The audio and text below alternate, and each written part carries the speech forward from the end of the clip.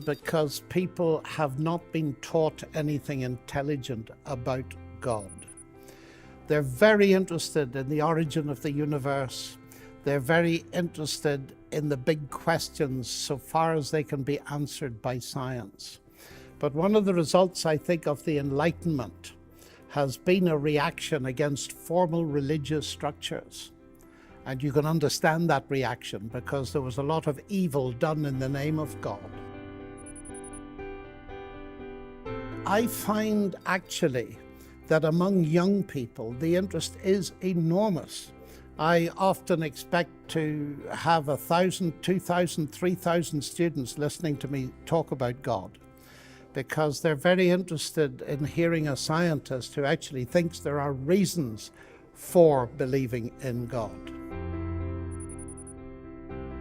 That's a confusion of thought, because actually, if you mean by faith, faith in God, if you mean simply faith, which is trusting, faith is essential to science. In the 16th and 17th century, modern science started in Europe with Galileo, Kepler, Newton, all of whom believed in God. And their faith in God did not hinder their science, it was the motor that drove it. They had faith in God, in a rational intelligence, and that led them to believe, to have faith that they could do science. You see, it's important to realize that science and faith are not two different categories. Faith in God and faith in science belong very closely together because I believe both of them are grounded in evidence. If I say, I believe X, I have faith in X, your next question ought to be, on what basis? And you see, it's very interesting. Every scientist is a believer. I, as a scientist, believe that science can be done. I believe the universe is rationally intelligible. There is a God behind it.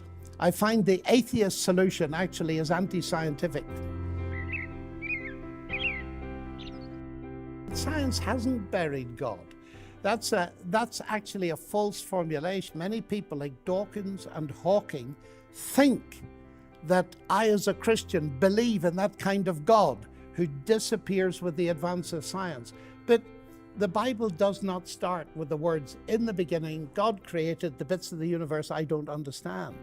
It starts with the words, in the beginning, God created the heavens and the earth, the whole show. So my God does not disappear with the advance of science. Atheism doesn't solve the problem. It does in a way intellectually. People say that's just the way the universe is and we have to face it. But it doesn't remove the suffering. It does remove all hope because by definition, atheism is a hopeless faith. Many of my atheist friends say to me, why doesn't God solve evil and pain? Atheism not only doesn't solve the problem, it removes it completely and it destroys the categories. Surely a good God could do this and that, and he could have made a world in which there was no evil. Of course he could, but we wouldn't be in it.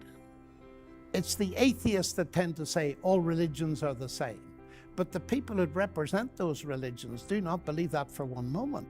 And if we see religious leaders that are, as you say, obscuring the idea of God and introducing ideas that are not only getting rid of God, but they're dehumanizing, we might begin to suspect that they're not true.